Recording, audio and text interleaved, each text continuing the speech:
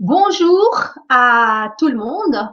Voilà, enchantée de vous rencontrer et de vous retrouver donc pour cette nouvelle étape du Tour du monde. Nous allons aujourd'hui donc faire escale à Singapour. Singapour, donc la cité du lion. Cette cité, c'est Singapur. Donc le lion, c'est Singa. Pour, c'est la cité en langue sanskrit. Alors, voici donc une image emblématique de Singapour. Il s'agit de la représentation du mer lion ou le lion de mer, une sculpture imaginaire qui a été faite en 1960 pour caractériser Singapour, cité au bord de la mer, cité donc de puissance maritime, avec ce lion en forme de sirène qui regarde vers l'horizon, vers la baie de Singapour et vers le détroit de Malacca. Autre image tout à fait emblématique de Singapour, c'est le quartier des affaires qui donc est la base de la richesse de Singapour. Singapour n'a pas de richesse sur son île elle-même, donc elle a dû se créer des richesses et se tourner vers l'extérieur pour trouver ses richesses. Alors voici donc ce business district, le quartier des affaires, donc à l'arrière-plan.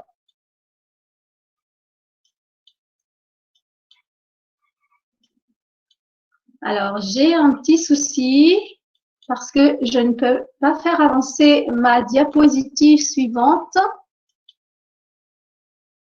Voilà, je vais faire appel à mon assistante qui est au bureau, qui est Mélanie.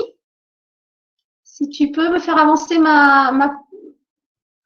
Voilà, trop vite, reviens, voilà. Alors, on a des petits soucis techniques, mais on va y arriver. Voilà.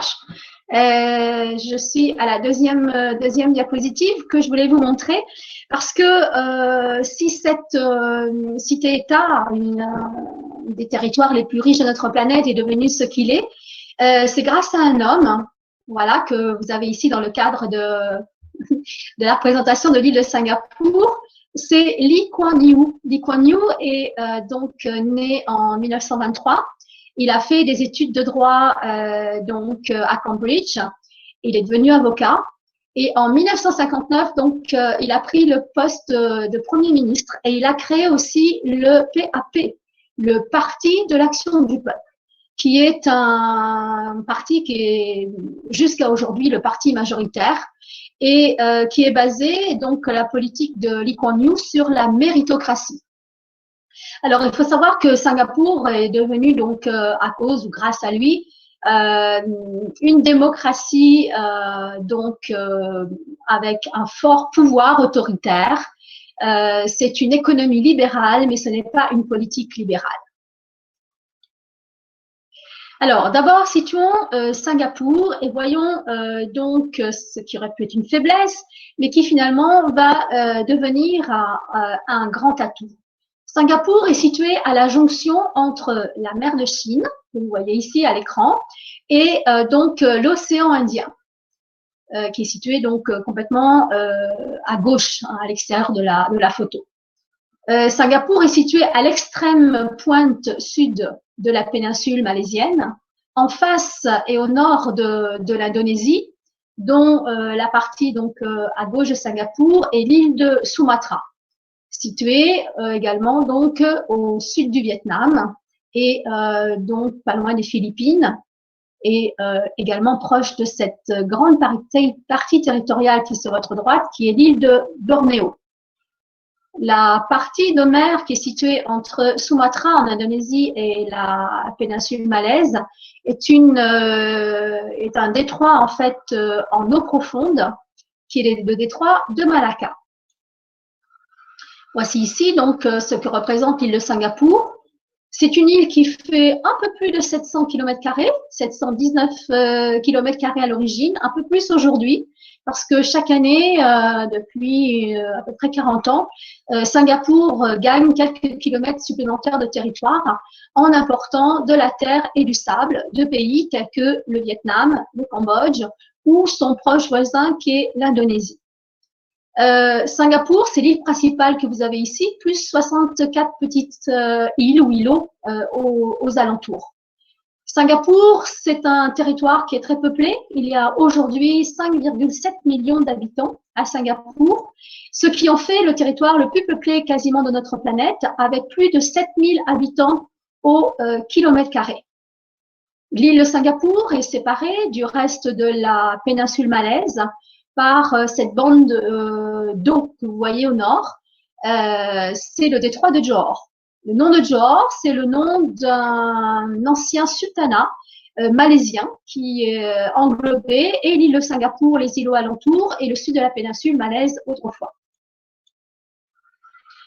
Voici ici, donc, si on remonte l'histoire, la région où nous sommes. Alors, l'histoire moderne, en fait, remonte à l'époque où la compagnie des Indes orientales devait faire une escale sur la route entre l'Inde et la Chine, à une époque où les Anglais donc se disputaient cette partie du monde avec les Hollandais.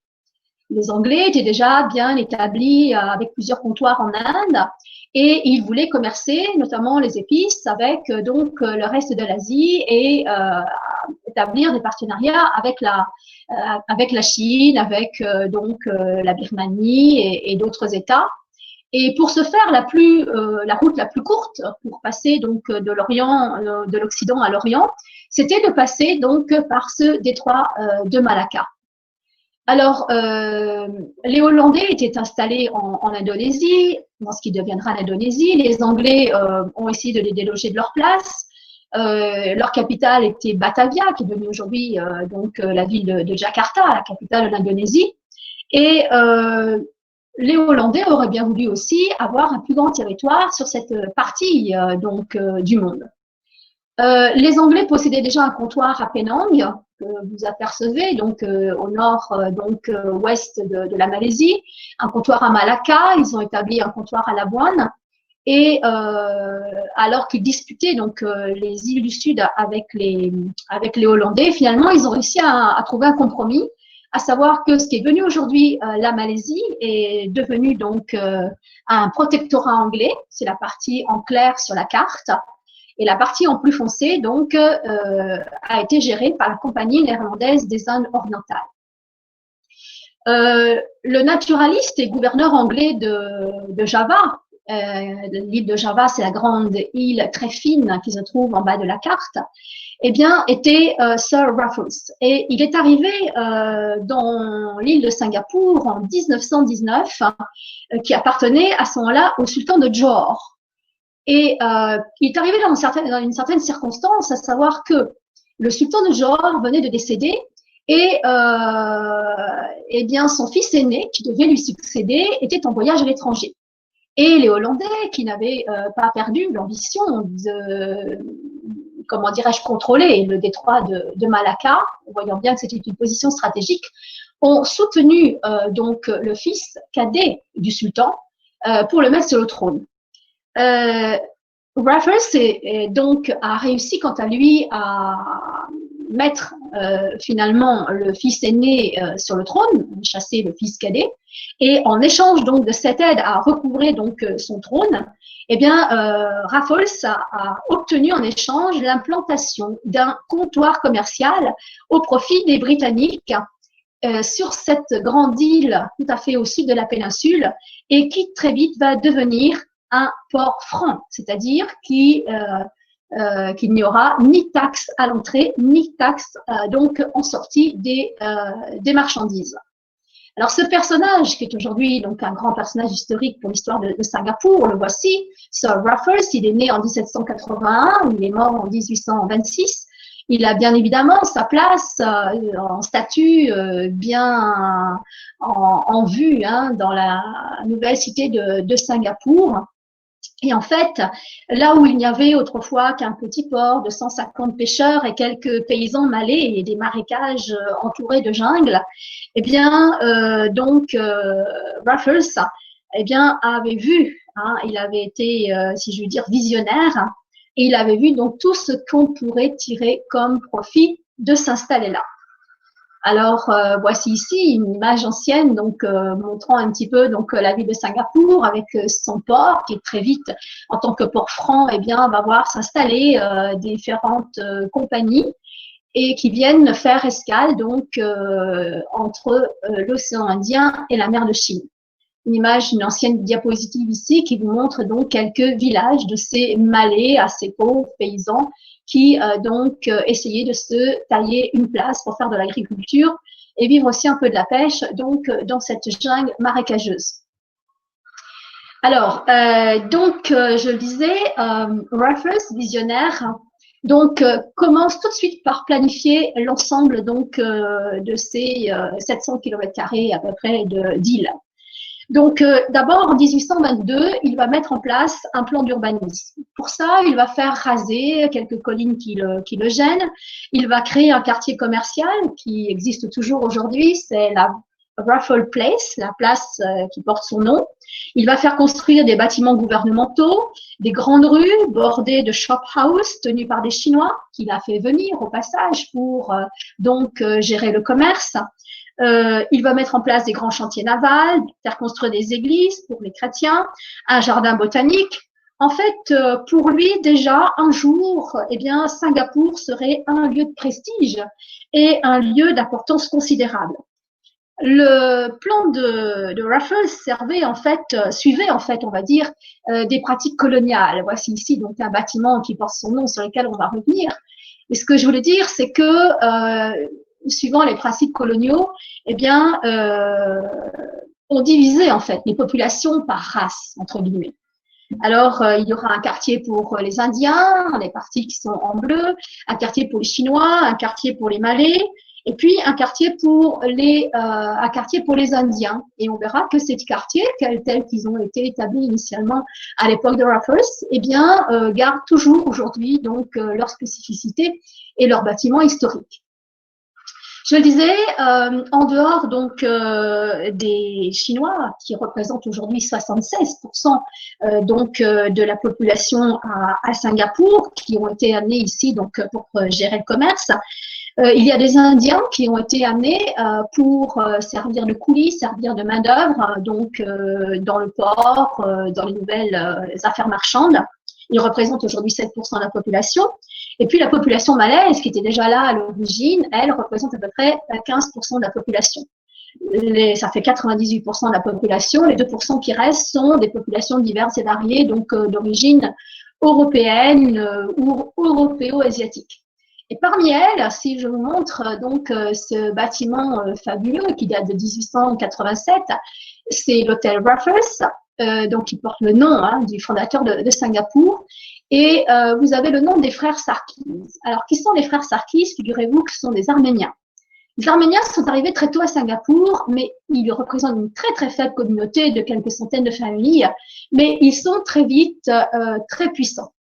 Ce ne sont pas des Arméniens qui arrivent d'Arménie directement, ce sont des Arméniens, figurez-vous, qui viennent de Perse, qui viennent d'Iran, qui viennent d'Isfahan, de la ville de Nao-Jolfa, la nouvelle Jolfa, et ils avaient été amenés là initialement au XVIIe siècle par Shah Abbas Ier, le fondateur donc de la dynastie, enfin des grands rois de la dynastie des Séfévides, qui avait voulu faire donc d'Isfahan sa nouvelle capitale, la plus belle ville de l'Orient. Et il avait fait venir d'un ancien village de Jolfa en Arménie, à la limite entre l'Arménie et l'Iran aujourd'hui, ceux que l'on savait être les meilleurs artisans du moment dans tous les domaines, la peinture, l'architecture, la sculpture, l'urbanisme. Et ils avaient fait donc effectivement d'Isfahan une des plus belles perles de l'Orient. Mais très rapidement, eh bien, avec les années qui passent, nous sommes là à l'époque Kadjar en Iran. Ces Arméniens n'ont plus trop de projets sur l'Iran et donc cherchent des opportunités donc pour continuer à s'enrichir, à s'expatrier un peu vers l'extérieur. C'est comme ça que ils vont aller en Chine, à Shanghai, où ils vont construire parmi les plus beaux, quelques-uns des plus beaux bâtiments, banques et maisons de commerce sur le Bund. À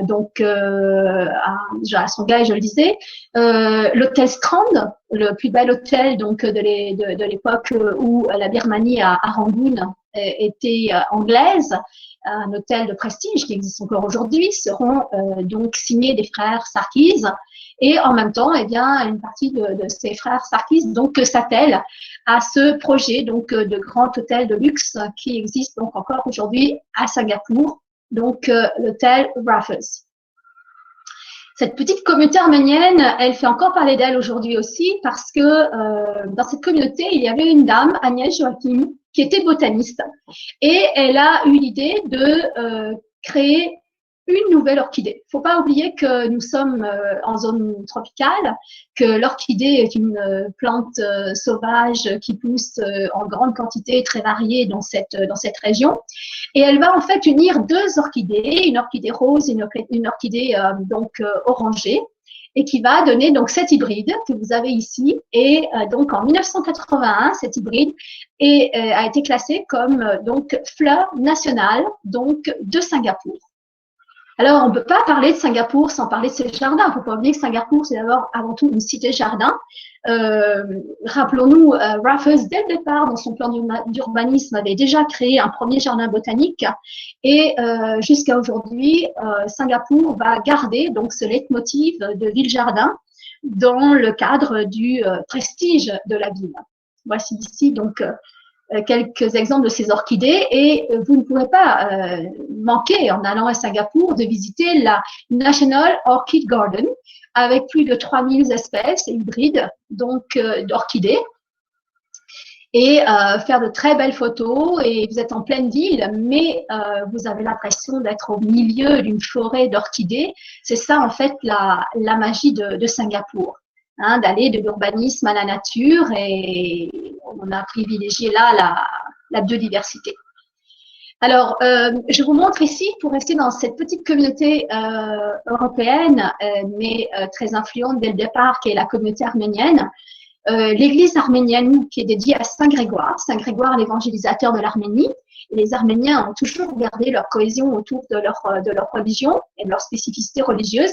Cette église date de 1836 et je vous la montre parce que c'est la plus ancienne église de Singapour. Il y a bien sûr aussi une église, donc une cathédrale qui est dédiée à Saint-Joseph et d'autres églises de quartier. Ceci aussi pour vous dire que dès le départ, on a institué la tolérance à Singapour et lutté contre les extrémismes. Chacun peut garder toutes ses spécificités culturelles, sa religion, ses coutumes, ses traditions, mais à une condition, c'est de ne pas faire de prosélytisme exacerbé et de ne pas empiéter sur l'espace public et les libertés des autres communautés. Alors, une autre spécificité de Singapour, vous savez que chez Intermed, on s'intéresse à la culture dans toute sa diversité, et pas simplement l'histoire, les monuments, mais tout ce qui fait donc la splendeur d'une civilisation. Et donc, en l'occurrence, la gastronomie fait partie aussi de cela. Alors, ici, je n'ai pas donc hésité à vous montrer donc une autre spécificité qui est le Singapour Sling.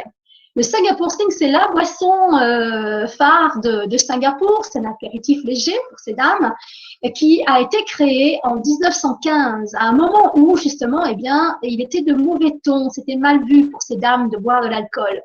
Et donc, j'en parle maintenant parce que c'est dans un des salons, des deux salons donc, de l'hôtel Raffles, qui a été créé, imaginé ce Singapour Sling, donc apéritif léger à base de gin et de jus d'orange ou de jus agrémenté de jus de cerise et autres ananas avec un petit zeste de citron. Voilà, donc vous ne manquerez pas de déguster un Singapour Sling si vous allez à Singapour ou au Raffles et même dans l'avion de Singapore Airlines, on saura vous offrir un Singapour Sling. Autre monument important, donc c'est le Governor House. Alors ce bâtiment a été créé en 1867, au moment où Singapour est devenu une colonie de la couronne britannique.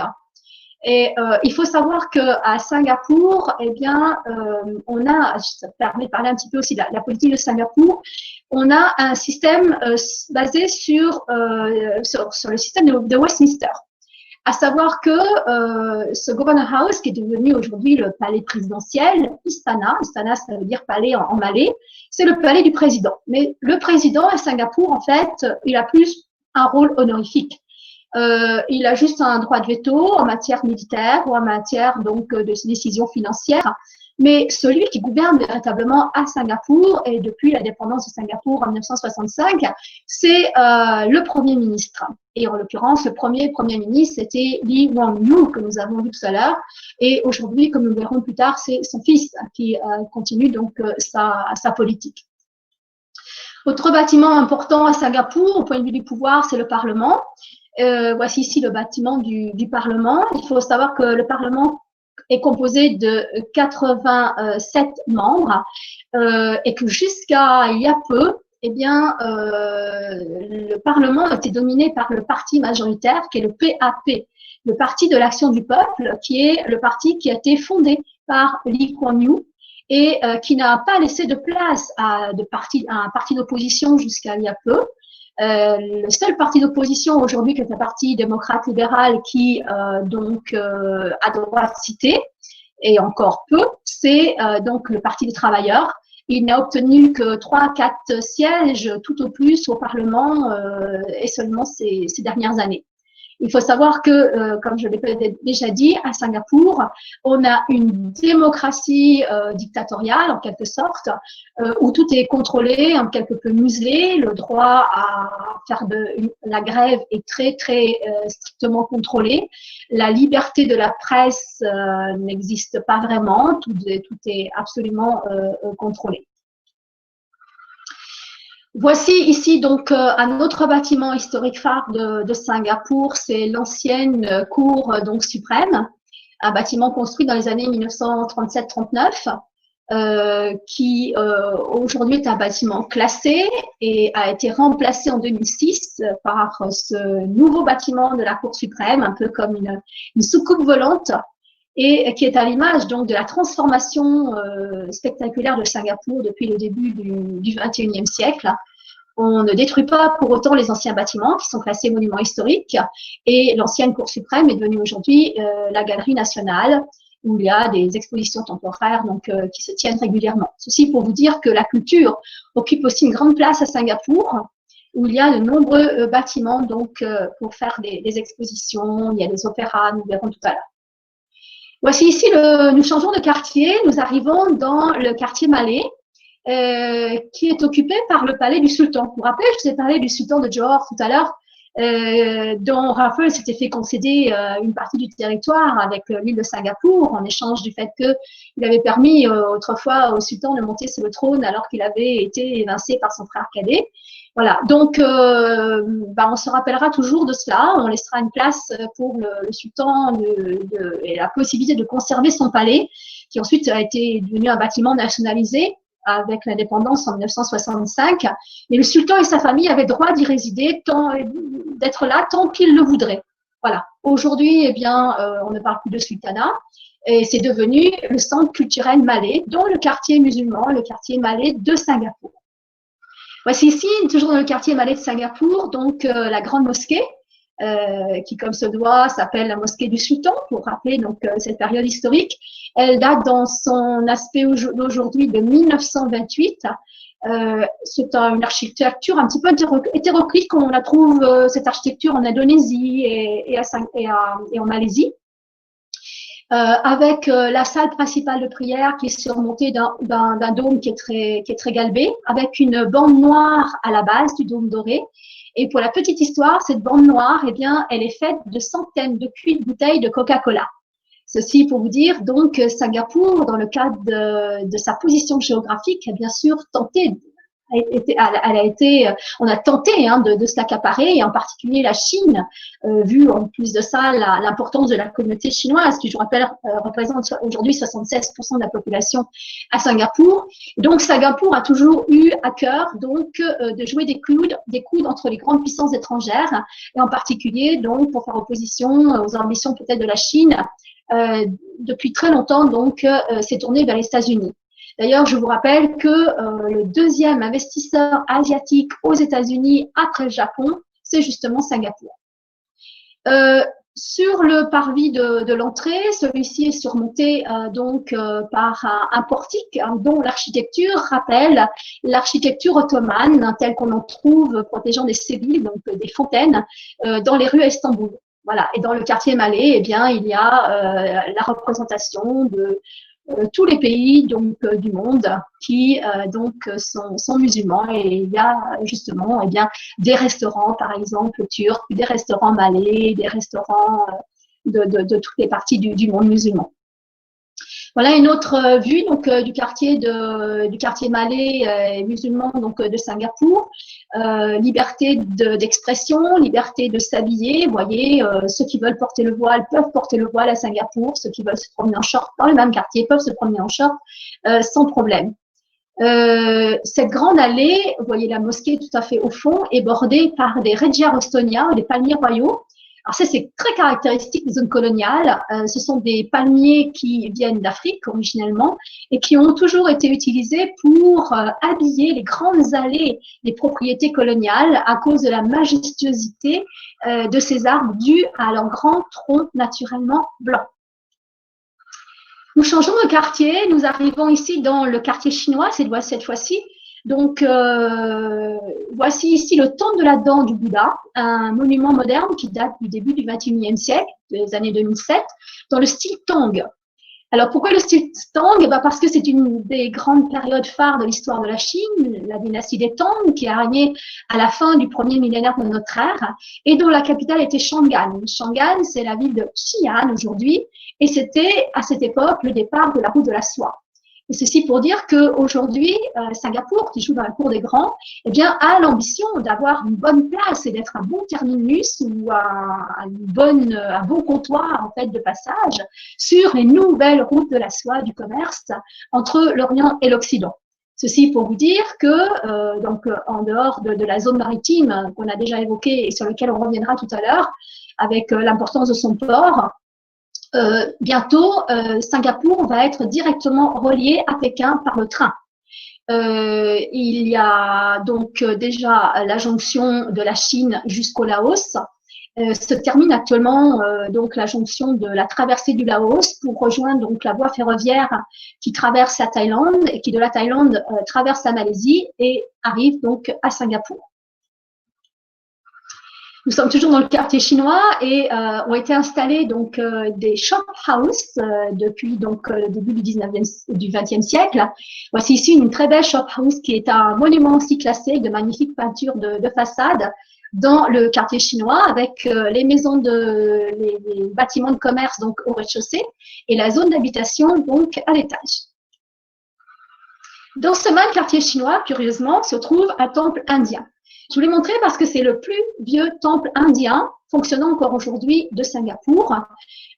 Donc, il date de 1827 et il est d'actualité à Sri Mariamman, qui est une déesse que l'on va implorer pour lutter contre les épidémies.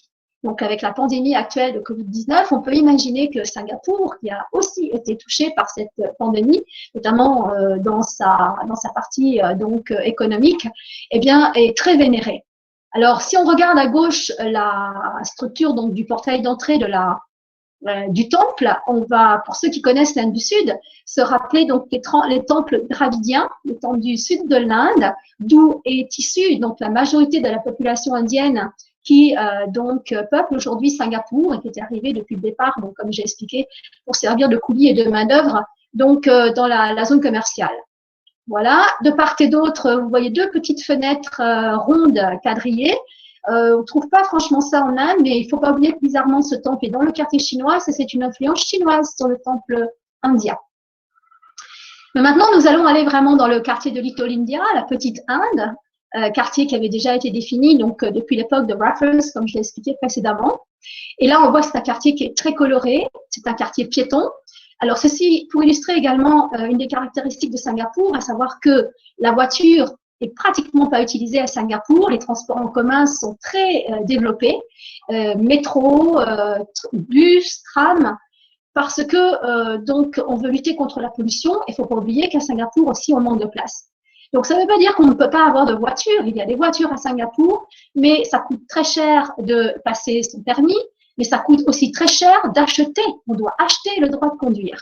Et quand vous avez pu acheter tout ça, quand vous circulez, il faut savoir que au-dessus des portes d'entrée des rues, il y a des portiques et donc vous devez avoir votre carte bancaire qui est mise dans un petit compteur sur votre tableau de bord et suivant les heures d'affluence, eh bien, ça vous coûtera plus ou moins cher au kilomètre de circuler à Singapour et c'est débité directement sur votre compte. Donc, vous imaginez qu'on va privilégier les transports en commun et les rues piétonnes et marcher à pied pour découvrir en même temps donc les magnifiques magasins de ces différents quartiers. Et là, en l'occurrence, puisque nous sommes dans le quartier indien, eh bien, une des boutiques très fleuries que vous allez trouver, comme ceci, c'est pour acheter des guirlandes de fleurs pour mettre dans les temples, comme on fait en Inde, mais pas pour mettre les fleurs à la maison. Et évidemment que la fleur majoritaire qu'on va trouver ici, ce sont ces fleurs roses que sont les orchidées, puisque véritablement, Singapour, c'est la ville de l'orchidée.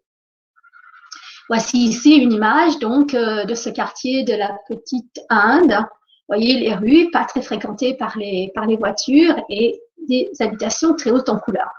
Vous avez vu comme c'était nickel, propre, dégagé. Voici ici donc en contraste une vieille carte postale donc qui remonte à il y a un siècle et demi. Il vient de pleuvoir, on est dans une zone tropicale, la pluie stagne au milieu de la rue. Vous voyez à gauche, entre deux pouces-pouces, donc les égouts à ciel ouvert. Les eaux des égouts se mélangent aux eaux pluviales.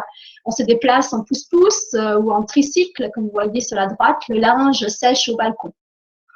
Ici, une autre vieille carte postale qui vous montre la rivière de Singapour, donc avec les bateaux de commerce, des bateaux de pêche, des maisons de commerce de part et d'autre donc de la rivière. La rivière qui sert d'égout à ciel ouvert. Et les bâtiments alentours, il n'y a pas tout à l'égout non plus, eh bien, vont ramasser tout cela. Une image de contraste. La même rivière aujourd'hui, limpide, vous pouvez quasiment boire l'eau de cette rivière. Derrière, vous avez le Business District, le quartier des affaires. Je vous rappelle que Singapour, c'est la 4e place financière au monde. Et vous pouvez faire donc des croisières sur cette rivière.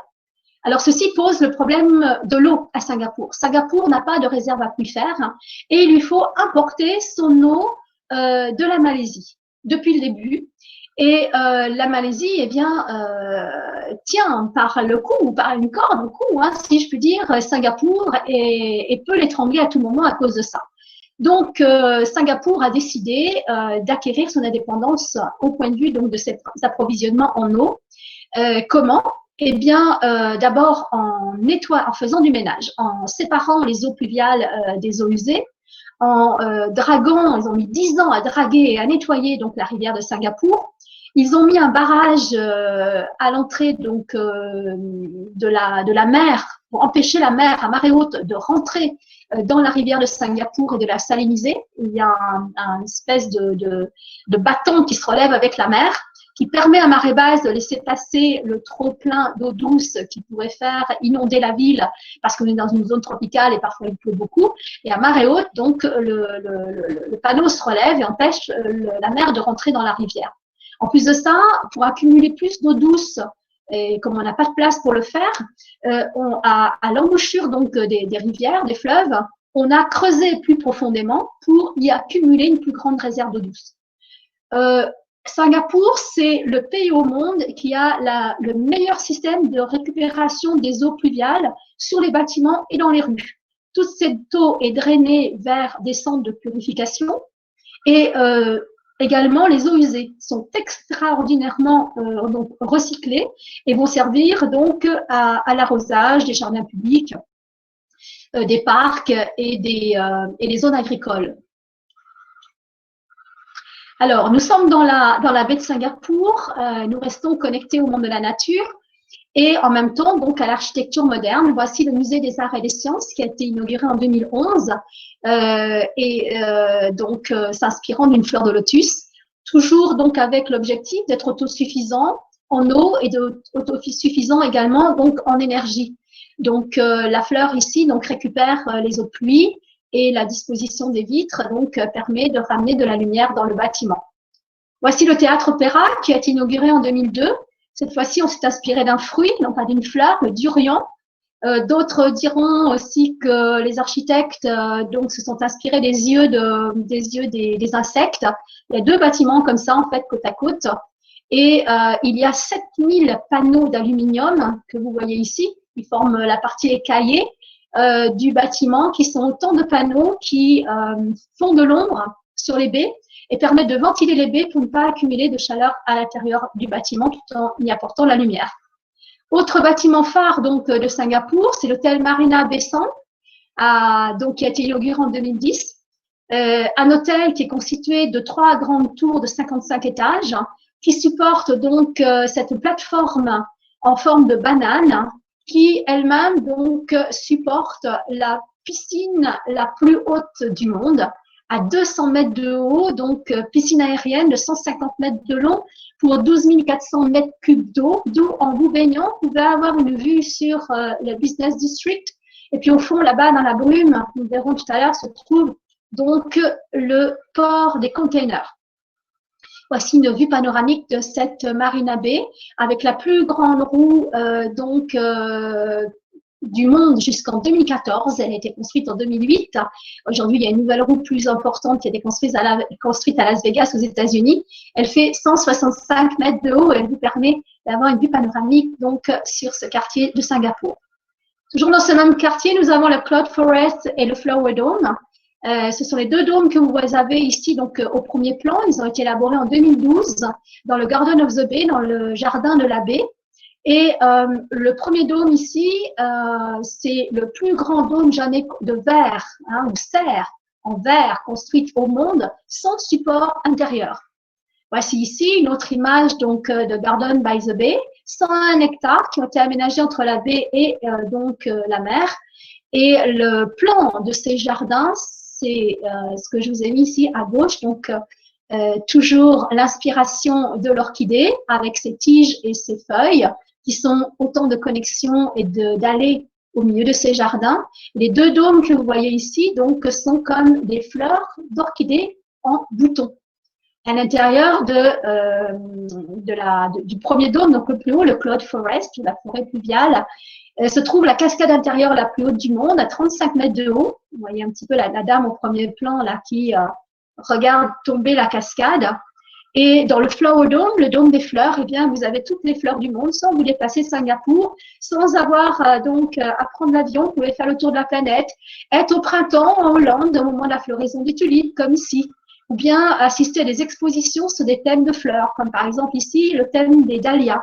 Derrière, vous avez des pavillons chinois ou japonais qui, de l'autre côté, servent de tableau à la floraison des cerisiers en fleurs au Japon au printemps. Vous pouvez aller dans les endroits arides de la planète et vous avez ici la merveilleuse collection de tous les cactus du monde. Vous pouvez aussi aller en Afrique et ici admirer donc les baobabs de Madagascar. Pour vous donner une idée de ce gigantisme, vous voyez ici la grandeur des arbres dans cette serre avec donc les visiteurs, 50 000 visiteurs par an environ, 50 millions de visiteurs par an à Singapour dans cette serre. Nous changeons de quartier, nous arrivons dans le Armour Park, un quartier assez chic avec la Tour Sculptura, donc, qui a été construite par Bouygues en 2015, 35 étages, 4 piscines suspendues dans le vide. Vous avez une piscine ici à l'avant-plan. Toujours dans ce même quartier, le Harbour Park, ça c'est une œuvre de Jean Nouvel qui a été faite en 2013, 2 tours jardins avec des lofts. Voilà, un autre exemple d'architecture moderne développée à Singapour. On manque de place au sol, donc on veut garder des espaces de villégiature et de bien-être, donc on va s'élever dans le ciel. Et soit, comme vous voyez au fond à gauche, en dématérialisant l'architecture grâce aux nouveaux matériaux qu'on en a aujourd'hui, en utilisant des grands panneaux de verre teintés de vert, de bleu ou de marron clair, qui miroitent dans le ciel et dématérialisent donc l'immeuble dans le ciel. Ou bien on va transformer ces tours en jardins suspendus, toujours pour laisser de l'espace également au sol. Créer également des passages de tour à tour dans des allées piétonnes verdoyantes aux différents étages. Également, autre surprise architecturale, toujours à cause du manque de place et toujours en optimisant donc l'économie d'énergie. Voici ici des villages constitués de cubes jetés de façon aléatoire dans l'espace, créant donc des courants d'air entre les différents immeubles. Des immeubles quasi autosuffisants, on a installé les écoles, on a installé des commerces et où on a installé sur le toit des immeubles donc de l'agriculture. Éviter donc les déplacements inutiles. Il faut savoir que 90% de la nourriture à Singapour est importée. Donc Singapour vise le plus possible, donc on l'a vu, son indépendance en eau, on l'a vu tout à l'heure, maintenant son indépendance en nourriture, en utilisant donc les toits des immeubles. Une société comme Crop, que vous avez ici, spécialisée dans l'agriculture hydroponique urbaine, donc gère ces jardins des toits, rooftop, en utilisant donc de la main-d'œuvre locale de ces mêmes immeubles, des gens par exemple qui sont à la retraite avec une petite retraite, des gens qui sont désociabilisés ou disons socialement pas favorisés et qui pourront venir cueillir les fruits, les légumes, nettoyer les serres, pendant que des techniciens de haut niveau eh bien, vont gérer le côté technologique. Autre œuvre, donc, où nous, la France, on est un petit peu présent, à travers Bouygues, qui a construit en 2014 ce stade national de 55 000 places, qui a la propriété de pouvoir donc s'ouvrir sur l'extérieur pour prendre la fraîcheur de la nuit si nécessaire. Mais s'il vient à pleuvoir dans cette zone tropicale, donc le toit a 2 plans amovibles qui peuvent ainsi se refermer. Nous allons maintenant quitter l'île principale pour nous rendre sur une petite île au sud, c'est l'île de Sentosa. Cette île, eh bien, c'est en quelque sorte la côte d'Azur de Singapour. Il y a des plages et il y a des centres aquatiques, des centres de jeux. Et il y a surtout ici, eh bien, là, le plus grand aquarium du monde. Jusqu'en 2014, il a été dépassé aujourd'hui par un autre aquarium construit en Chine. Cet aquarium, eh bien, il contient 45 millions de litres d'eau de mer, pardon. Et donc, cet aquarium permet d'accueillir plus de 100 000 espèces de poissons et de mammifères marins, en passant par les requins, comme vous voyez ici. Et les spectateurs, là, c'est eux qui sont dans l'aquarium, finalement, et les poissons qui semblent être dehors. Et accueille aussi la plus grande raie manta géante du monde, comme vous la voyez ici, en comparaison avec les enfants qui se trouvent devant elle.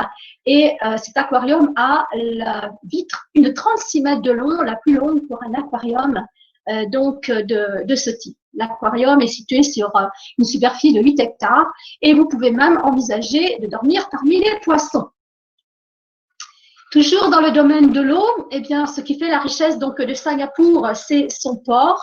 C'est le deuxième port de containers du monde après Shanghai. Ce port fait travailler plus de 5000 personnes, 5000 entreprises de tout genre et emploie plus de 150 000 salariés. C'est un port qui est super connecté. Plusieurs grues en même temps peuvent décharger donc les porte-containers et le transport donc des containers est optimisé dans leur déplacement, dans toutes les formalités administratives pour immobiliser le moins longtemps possible et les marchandises et donc les navires. Il faut savoir que plus de 100 000 navires passent par le détroit de Malacca, transportant les hydrocarbures du Moyen-Orient et d'un côté et les produits donc manufacturés made in Asia de l'autre. Alors voici ici, c'est pas le vrai port, cette fois-ci c'est une maquette d'une future extension prévue. Je vous ai dit que Singapour, donc à l'étroit sur son territoire initial, eh bien gagne du territoire sur la mer en achetant donc de la terre et du sable, comment dirais-je, au Vietnam, au Cambodge, en Indonésie.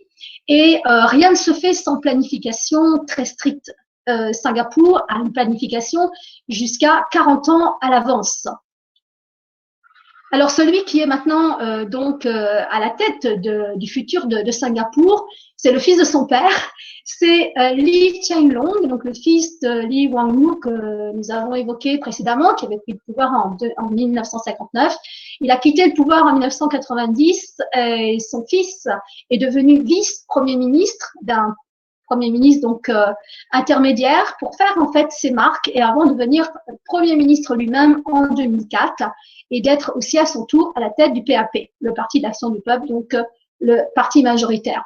Derrière lui, vous avez le Parlement qu'on a évoqué tout à l'heure, et puis le drapeau de Singapour, qui est un drapeau donc à deux bandes, rouge et blanche en bas. C'est le drapeau général des couleurs qu'on peut avoir dans la région, comme le drapeau par exemple de l'Indonésie. Mais dans la partie rouge, il a donc le croissant de lune. Rappelons que nous sommes initialement ici sur un territoire malaisien, donc musulman, même si donc la communauté malaise aujourd'hui n'est que de 15% musulmane, que de 15% à Singapour. Et puis, il y a 5 étoiles, comme on l'a en Chine. Mais donc ici, les 5 étoiles signifient la démocratie, la paix, la justice et l'égalité. Alors, je n'ai pas manqué de vous montrer cette photo amusante donc des enfants à Singapour. Il faut savoir que le premier budget de l'État, ce n'est pas l'armée, mais c'est un budget dédié à l'éducation. Il faut savoir que Singapour est classé dans le classement de Shanghai à la première place mondiale en mathématiques et en littérature. La France est à la 25e place mondiale, pour donner un exemple. Ici, on a les professeurs les mieux payés du monde et ce sont des fonctionnaires, des professeurs qui voyagent également, qui sont incités donc à partager leur expérience et à prendre aussi des expériences des autres. Et on leur paye des stages régulièrement à travers la planète pour s'inspirer donc des meilleurs modèles mondiaux et pour s'adapter donc adapter cela le mieux aux spécificités de Singapour.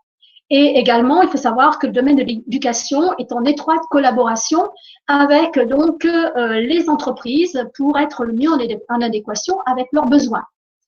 Comme on estime que c'est tout petit que se formatent en fait les esprits, eh bien dès le 7e mois, eh bien il y a une sorte de cours, il y a des cours de stimulation en présence des parents qui sont organisés pour les enfants. Et comme vous l'avez vu, eh bien l'uniforme est obligatoire, quelles que soient les écoles, quel que soit l'âge.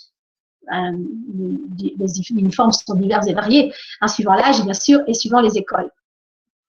Alors, autre point d'ouverture lié à l'économie de Singapour vers l'extérieur, c'est bien sûr son aéroport. Un aéroport ultra moderne, également complètement noyé dans la végétation, et bien sûr illustré aussi avec des orchidées. Sa compagnie nationale, Singapore Airlines, qui a été créée en 1972, ils ont à peu près 200 avions dans leur flotte et ils ont été, donc Singapore Airlines, les premiers à investir dans le A380, que vous voyez ici en décollage, et ils ont acheté donc ces premiers avions. L'aéroport de Singapour est un grand hub, c'est-à-dire un grand carrefour aérien sur la planète, et donc a eu le record de 68 millions de passagers donc en 2019. Cet aéroport est le 7e du monde en termes de passagers et ils envisageaient de passer à 90 millions de passagers en 2024. On verra ce qu'il en sera suite donc à cet arrêt dans l'économie mondiale, suite donc à cet épisode de pandémie due au Covid-19. En attendant, Singapore Airlines donc a mis en partie donc son personnel au chômage. Jamais la compagnie n'avait perdu d'argent, l'État n'était pas déficitaire et soutient donc est parmi les États qui soutiennent le mieux donc leur compagnie aérienne. Et en attendant, la compagnie ne peut pas faire de vol intérieur parce qu'il n'y a pas de vol intérieur à Singapour compte tenu de la petitesse du territoire, mais a transformé une partie de ses avions passagers en avions cargo en attendant de retrouver ses passagers. Voilà, et puis merci beaucoup pour votre attention. Et avant de vous quitter, je voulais donc vous faire partager donc une image symbolique de Singapour.